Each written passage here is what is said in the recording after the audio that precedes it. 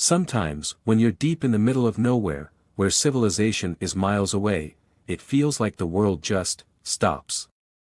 It's just you, the empty road, and nothing else for miles. But when there's nothing around, you start to feel like something's watching you.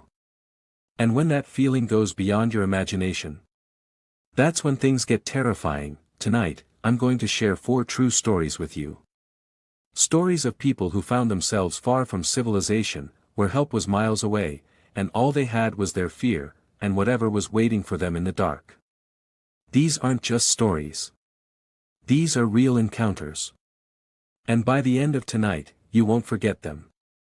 Now, the first 3 stories might make you question what's lurking in the woods or on lonely highways. But it's the last one, the 4th one, that might just leave you with a chill that sticks around long after the video ends. Trust me, you'll want to hear this one, but before we begin, make sure you hit that subscribe button and turn on notifications. You won't want to miss what's coming next. I was driving home after visiting my grandparents' farm. I'd taken the same back highway hundreds of times.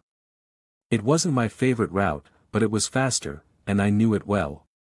The clock said it was close to 10 p.m., and the road stretched on for miles, empty, quiet. There were no signs of life, just a couple of small towns far behind me. It's one of those places where you can drive for hours and not see a single car. No lights. No people. Just the road, the trees, and the endless darkness. And, honestly, there's a weird peace in that kind of isolation. You get this strange sense of freedom, like nothing can touch you, but as I drove, something started to feel off. I remember glancing in the rearview mirror and seeing headlights. It wasn't unusual, cars passed by every once in a while. But the longer I drove, the more I noticed they were still behind me. At first, I thought maybe it was another car catching up. But then, it was like it had been there the entire time. I couldn't shake the feeling that it had been following me for too long, but I didn't want to jump to conclusions. I kept telling myself it was nothing, just a coincidence. But then, that silence, there was no engine noise, I didn't hear the hum of tires on the road, nothing. Just the faint sound of wind through the trees. That's when I realized something wasn't right. I tried speeding up, just to see if it would pull ahead. But it stayed right behind me, matching my speed. It was like it was waiting for me to go faster. I switched lanes, hoping to get rid of it, but the car followed suit. No matter what I did, it stayed right on me. I tried to make sense of it. Maybe it was just someone in a hurry, maybe it was someone trying to mess with me. So, I sped up again, pushing the car harder, hoping that maybe, just maybe, I could outrun it. But the weirdest part? No matter how fast I went, the car didn't get any closer. It stayed just behind me, as if it was glued to my bumper. My heart started racing. I was trying to stay calm, but that feeling, the dread, it was starting to crawl up my spine. I couldn't take it anymore. I decided to pull over. I didn't know what I was expecting. Maybe the driver would finally pass me, maybe they'd stop and ask if I was okay. But when I pulled off to the side of the road and looked in the rearview mirror, there was nothing. No headlights. No sign of another car. Just me, alone on the road. I got out of the car and looked around, walking along the dirt shoulder. There wasn't even a trace of tire marks in the dirt, nothing to suggest that a car had been there at all. It was just empty. For a second, I thought I might have imagined the whole thing. I figured I was just overreacting. Maybe I was tired or paranoid. So, I got back in the car and started driving again. I told myself it was nothing. It was just my nerves getting the best of me. But then, I saw it again. A mile down the road, I looked up at the road sign and saw headlights in the distance. The same car. And this time, it wasn't on the road. It was in the woods beside me, slowly moving between the trees. I don't know how it got there, but I knew, right then, I wasn't going to stop and find out. I didn't look back again after that. I just drove. And I didn't stop until I was safely home.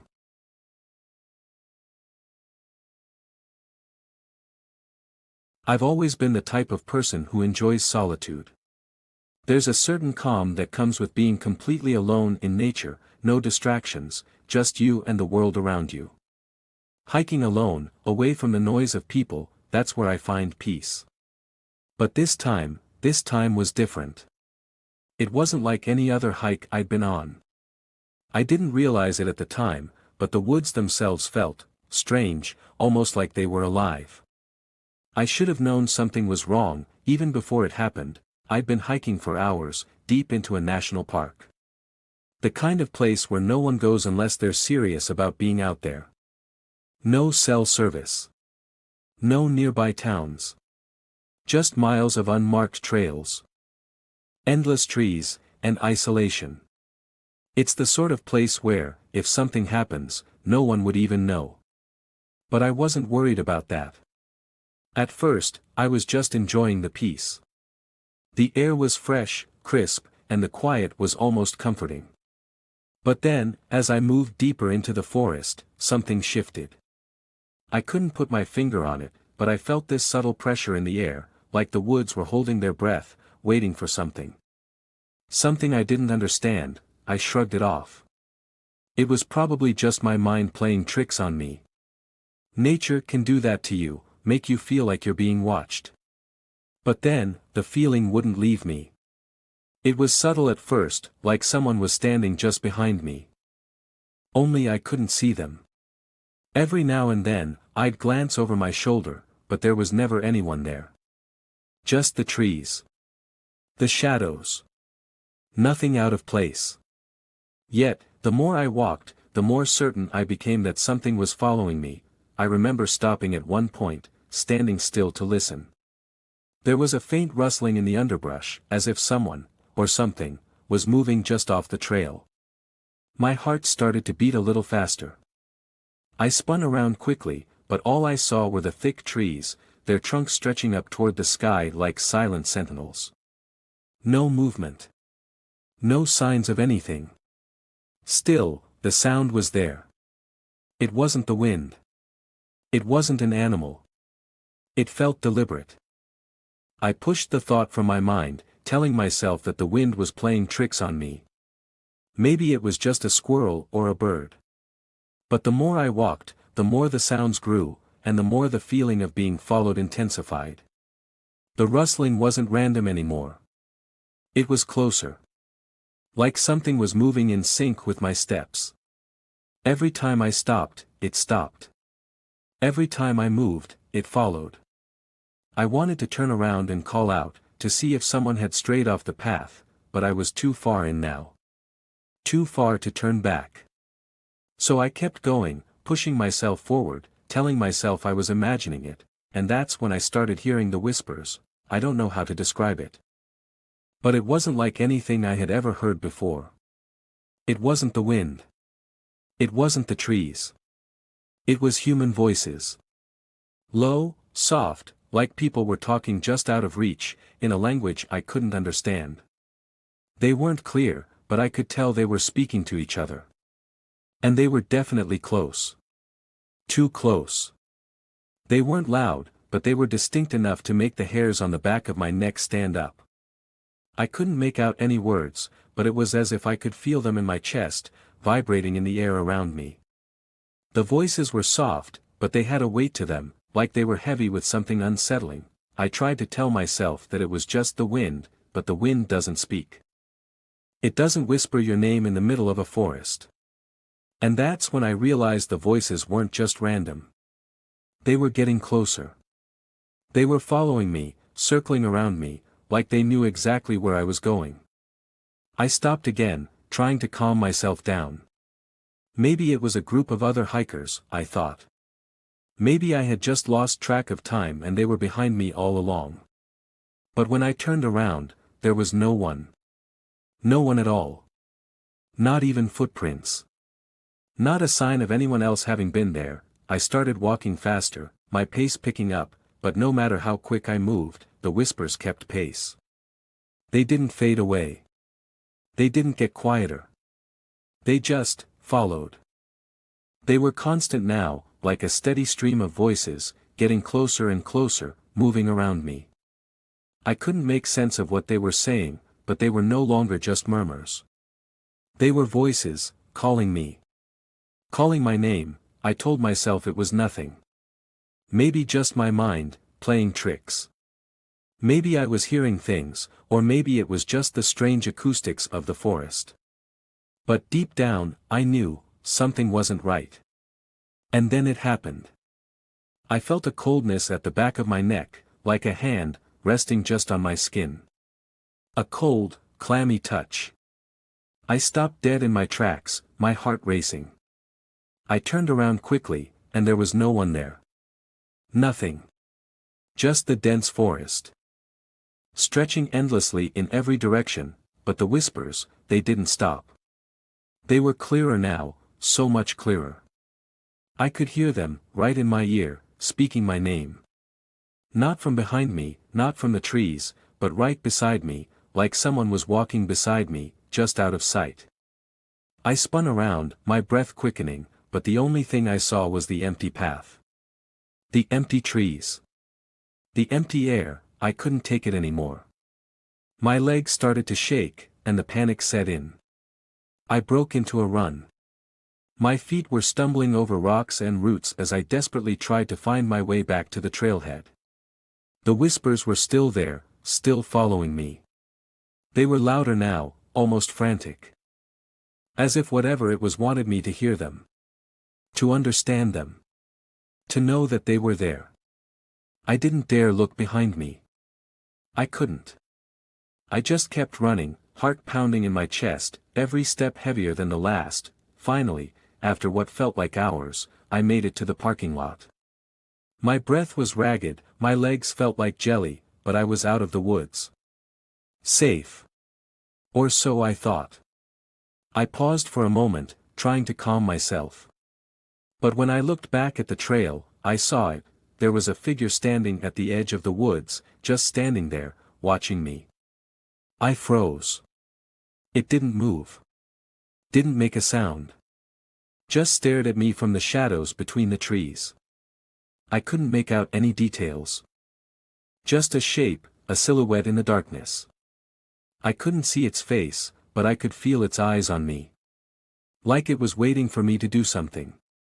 Waiting for me to come back. I didn't wait around to find out what would happen next. I got in my car, started the engine, and left. I didn't stop. Didn't look back. I didn't want to see anything else.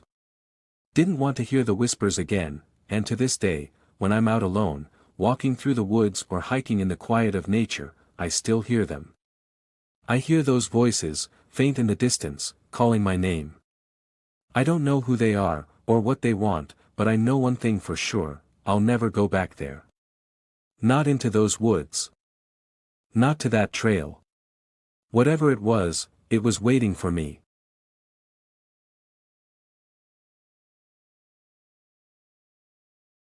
My boyfriend, Mike, and I were looking for a weekend escape, just the two of us. We wanted to get away from the noise of the city, leave behind all the distractions and stress, and spend some quiet time in the mountains. So, we found this little cabin, tucked away in the middle of nowhere. It was supposed to be the perfect retreat.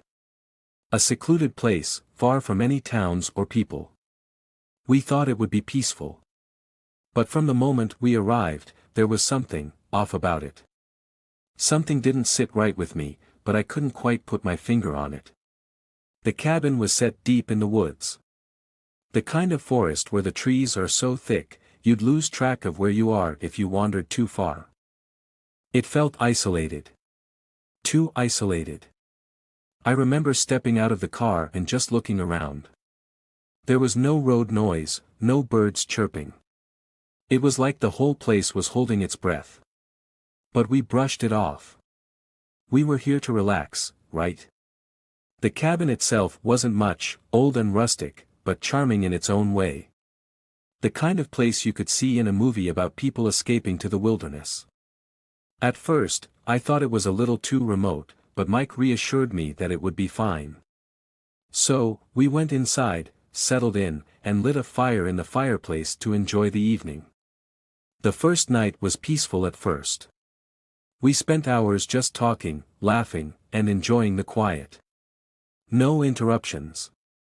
No phones. Just the crackle of the fire. But then, I heard it. A soft knocking sound. I figured it was the house settling. Old cabins creak, right? So, I didn't think much of it. But then the knocking came again. 3 knocks. A pause. 3 more knocks. I thought it was odd. Who knocks like that? But I told myself, it was just the wind, or maybe a branch hitting the side of the house. I didn't want to overthink it. But then it happened again. This time, it wasn't just the walls. The knocks seemed to be coming from inside the walls. At first, I couldn't understand it. I stood there, frozen, trying to figure out what it could be. It wasn't wind. It wasn't anything natural. It was deliberate. 3 knocks, then a pause, then 3 more. I looked at Mike. His face was pale, and I could see the concern in his eyes. He didn't say anything, but I knew he'd heard it too. We both just stared at each other, unsure of what to do. I wanted to ignore it. But the longer we sat there, the more impossible it felt to dismiss. I tried to calm myself down, telling Mike that it was just the house. But when I got up to check the windows, there was nothing outside. No one. No animals. No cars. Just the darkness. I went back inside and tried to brush it off. I mean, it didn't make sense, right? It was an old cabin.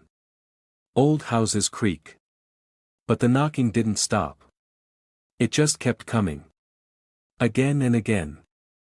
From inside the walls, like someone, or something, was trying to get our attention. And the longer it went on, the more I felt a pit form in my stomach. It wasn't just some random noise. It felt intentional. I felt like we were being watched. Not just by the cabin, but by something, or someone, outside. But when I looked out the windows again, there was still nothing there. The next day, we decided to try and shake it off. We went for a walk through the woods, hoping the fresh air would clear our heads. We talked about it, tried to laugh it off, but something was still nagging at me. It just didn't feel right. The woods were too quiet, too still. The trees didn't move in the wind. The birds didn't sing. It was like the whole place was holding its breath. I remember thinking that maybe we just rented a cabin that was, well, maybe a little too isolated, too old. But as we walked deeper into the woods, I couldn't shake the feeling that we weren't alone. When we got back to the cabin, that's when things took a turn. We were both exhausted, but when we got to the door, we noticed something strange. The door was wide open. I know we locked it before we left. I remember Mike checking it when we walked out. But now, it was wide open, swinging in the wind. We stood there for a moment, just staring at it, trying to figure out what to do. Mike cautiously stepped forward. And we both entered. The air inside felt different, colder. The fireplace was out, the room strangely still. But there was something else, something that caught my eye. I turned to look up at the attic window. And that's when I saw it. Eyes. Big, wide, glowing eyes. Staring at us from the darkness. I froze. Mike noticed it too. We just stood there, unable to move. The eyes didn't blink, didn't move. They just stared at us from the attic, watching us, like they had been there the entire time. We didn't speak. I couldn't. The air in the room was thick with dread. Mike finally managed to break the silence. He whispered, "We're leaving." But before I could respond, I felt a shiver run down my spine. The feeling that we weren't alone in the house, like something, someone, had been inside with us the whole time. Watching us, waiting for us to notice. We didn't waste any time. We grabbed our things, ran out of the house, and got in the car. I couldn't get out of there fast enough. But as we drove away, I glanced back one last time. I'll never forget what I saw. Standing in the doorway, illuminated by the dim light of the cabin, was a figure. It wasn't human. It was tall, too tall. The eyes, those same glowing eyes, were staring right at us. And then, it moved. Not quickly, but with purpose. Its movements were slow, deliberate, like it knew we were leaving. We didn't stop. We didn't look back. We just kept driving. I've never gone back to that cabin. I don't even know what we saw that night, but I know one thing for sure, it wasn't human. The eyes weren't human. And whatever was watching us that night, it wasn't done with us.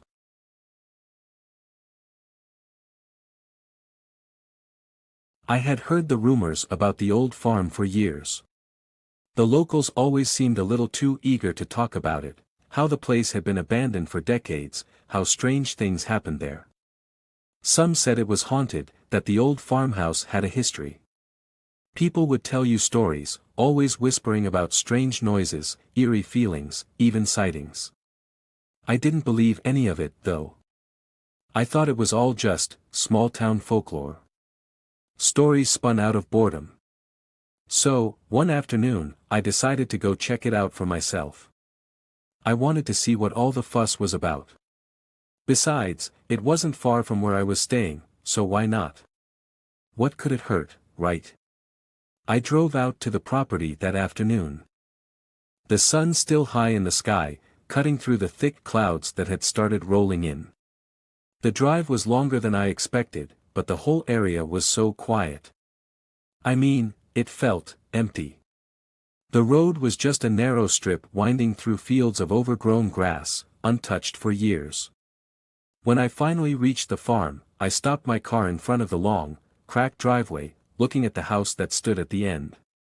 It looked like it hadn't seen a living soul in decades. The paint on the house was peeling, windows shattered. The porch was sagging under the weight of time. But there was something else. Something about it made my skin crawl. Maybe it was the isolation of the place, nothing for miles around. Just fields and trees, stretching out in all directions. Or maybe it was just the feeling that the house itself was waiting for someone.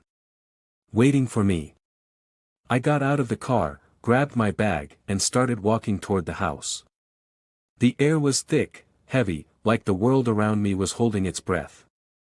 The grass was knee-high, and I had to push through it as I made my way to the front door. The closer I got, the quieter everything became. It felt like the whole world had gone mute. I reached the front step and stopped for a moment, just staring at the door. For some reason, I couldn't bring myself to knock. It was like the house was daring me to enter, and part of me didn't want to. But I stepped inside anyway. The moment I crossed the threshold, I felt something strange.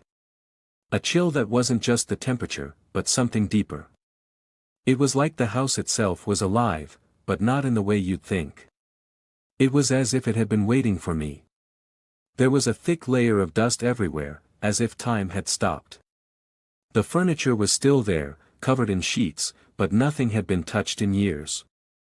The air felt heavy, stale, almost like the house had been holding its breath for years, and now that I was here, it was finally exhaling. But the strangest part wasn't the dust or the silence. It was the way the house seemed to know I was there. It felt like it was watching me. I started to explore the place, trying to shake off that feeling. I walked through the dark, musty rooms, running my hand along the faded wallpaper. Everything felt so abandoned, untouched by time but also weighed down by it. The house seemed to have a personality of its own, something old, something that had seen too much, that knew too much. But then, just as I was starting to get lost in my own thoughts, I heard it. A whisper. Soft. So soft that for a moment, I wasn't sure if I had actually heard it at all. But then it came again. This time, louder. Clearer. A voice. A woman's voice, whispering my name. Jessie. It called, like it was right there beside me. I froze. I looked around, expecting to see someone standing in the doorway, but there was no one. The room was empty, save for the dust and old furniture. I walked to the window and peered out, but there was no one in the yard either. Just the fields, swaying gently in the breeze. I thought maybe I was just imagining things. I mean, I was in an old, decaying house. Maybe my mind was playing tricks on me. But then it came again. Jesse, closer this time. Clearer. My heart started to race. I stepped back from the window, trying to steady myself. What was that? What was going on here? It wasn't just the whisper. It was the way it felt. It was like the voice was wrapped around me, pulling me in. It felt personal, like it knew me. It wasn't the wind. It wasn't anything natural. It was something else. I didn't know what to do. I tried to ignore it, thinking maybe it was just the wind playing tricks. But no. The voice didn't stop. It kept calling my name, louder now, and closer, as if it were right outside the door. I grabbed my things, turned to leave, and that's when I heard it again. But this time, the voice was no longer just calling my name. It was calling me from the trees. The same whisper, but now louder. As if it had moved from inside the house to the outside. Jesse, come here. I rushed out of the house, my breath catching in my throat. I couldn't get away fast enough. I ran toward my car, but the whole time I could hear the whisper, following me. From behind me, from the trees, from the wind. It was like it was waiting for me, pulling me in.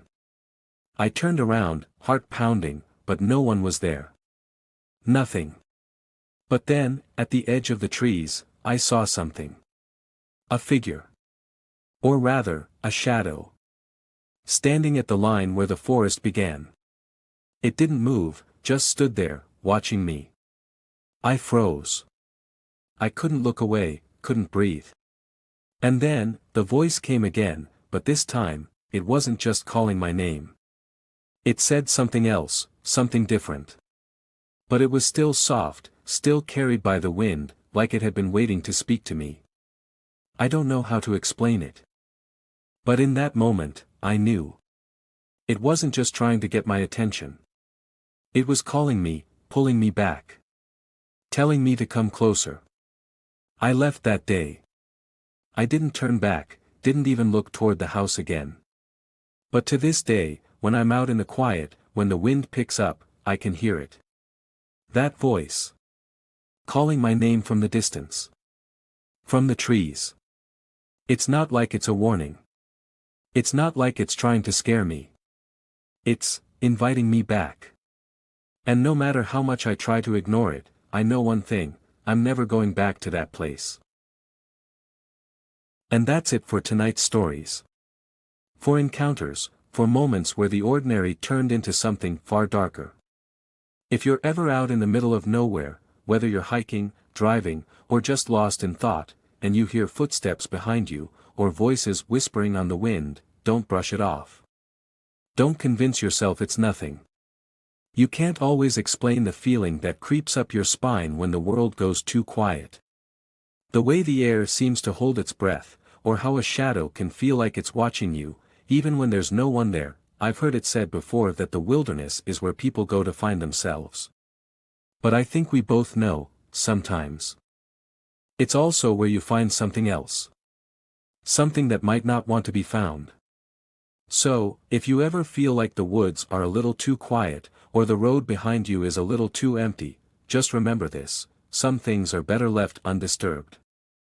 Some things, once you see them, will never let you forget. Stay safe out there, and whatever you do, never assume you're alone. Because some places, no matter how empty they seem, are never really empty.